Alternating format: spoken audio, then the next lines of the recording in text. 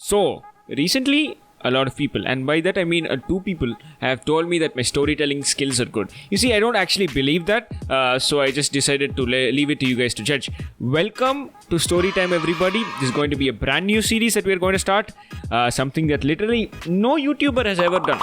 And today we're going to be starting off with a strong story, something that I've said multiple times on stream, but still, let's just pretend this is the first time you're hearing it for dramatic effect. So let me paint a picture for you. The year was 2016. It was a bright sunny afternoon. My mom was sleeping. My brother had just finished eating lunch and I was about to eat lunch as well.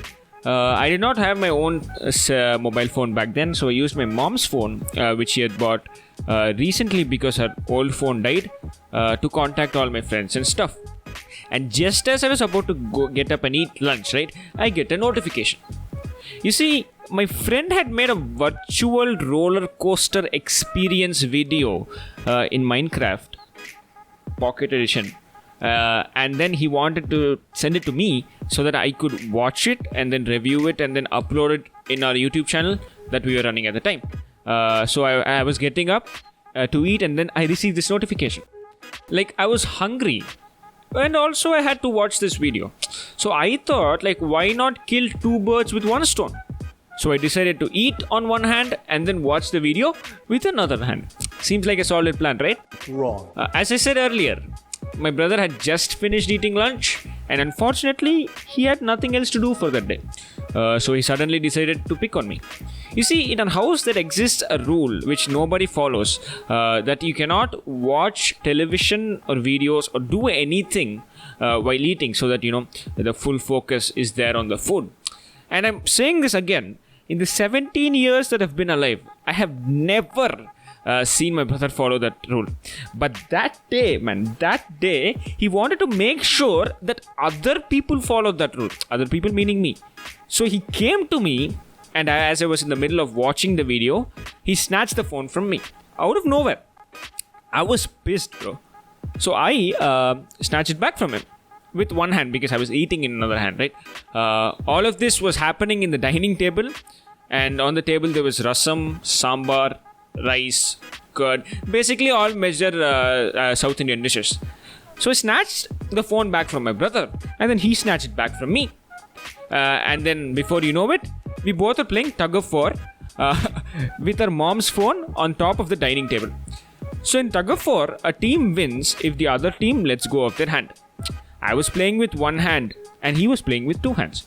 So I had the physical disadvantage here. So me being the gentleman that I am, I decided, I'll let go for the sake of both of us.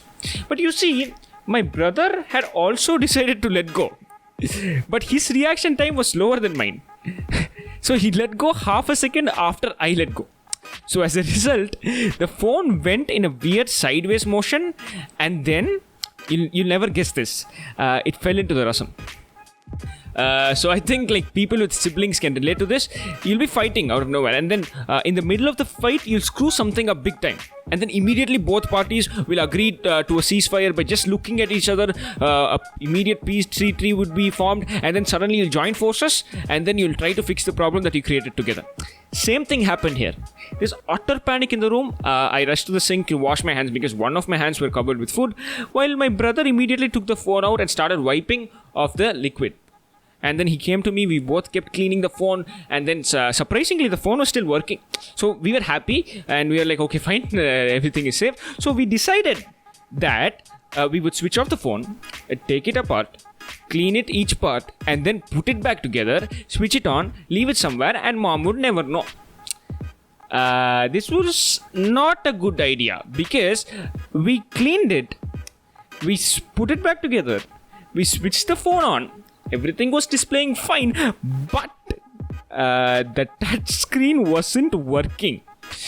We tried to hard reboot in the sense, if you keep holding the power button for 10 seconds, the phone will just automatically reboot, right?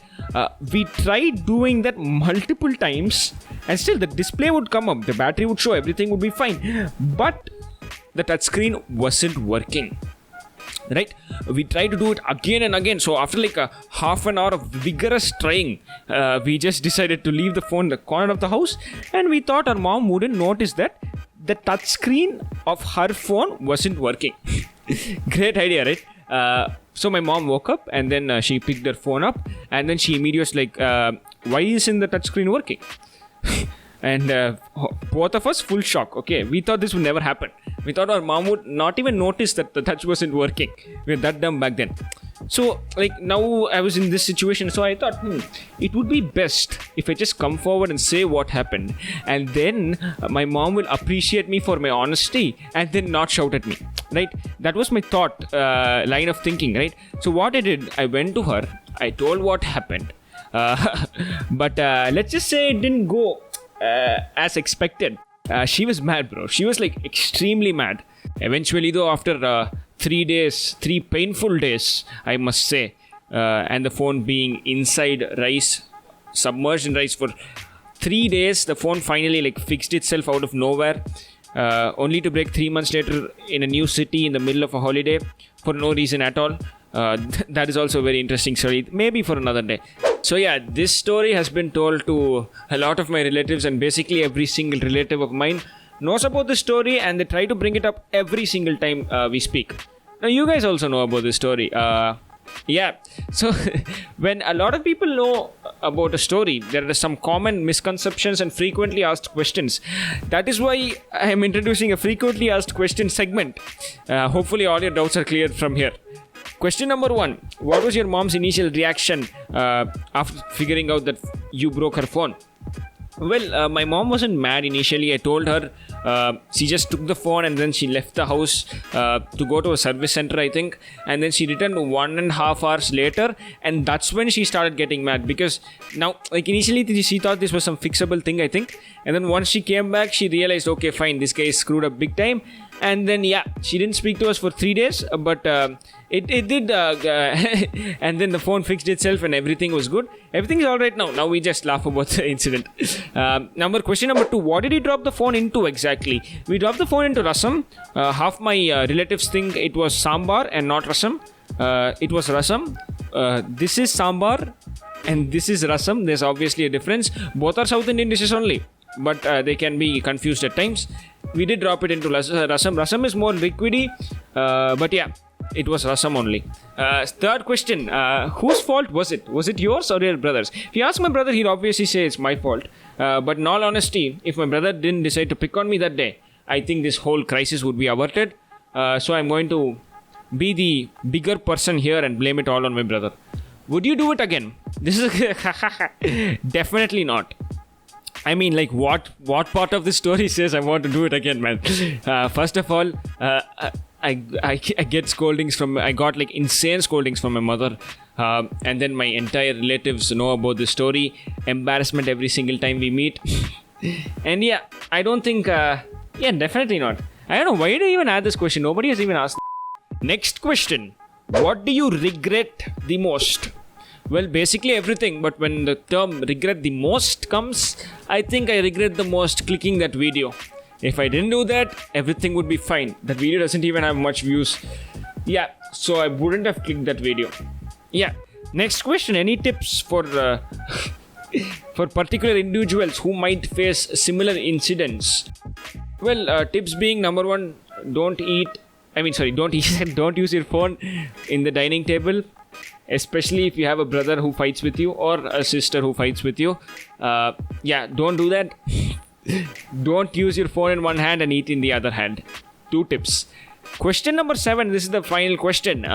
This one I added on my own. What is the moral of the story? Well, I don't think each story should have a moral. But I do think this story has some sort of morals, I think. I'm not sure if you like to call it morals or whatever. Makes me think, what are your takeaways from this story, everybody? I'm not sure. I just gave you all the information. You tell me your takeaway. And this is the first time in this channel I'm writing an actual script for a video because I wanted the video to come out good. I don't know how it will come out. So yeah, this script came out to 999 words. Wow. So yeah, let me know what is your takeaway from this story. I'm expecting a 150 word long answer from every single one of you in the comment section. But yeah, whatever you thought of this video, whether it's good or bad, as I said, criticism is always welcome in this channel. Some things that you would want me to improve in, Let me know down in the comments below. If you like this video, hit the like button, everybody. And yeah, only 5% of the people watching this channel are actually subscribed to it. I don't know what's up with that. Please subscribe to the channel, everybody. If you're watching videos, share this video with your friends. And yeah, I'll see you guys in the next video. Until then, this is your boy Hello. I'll see you later. Bye bye.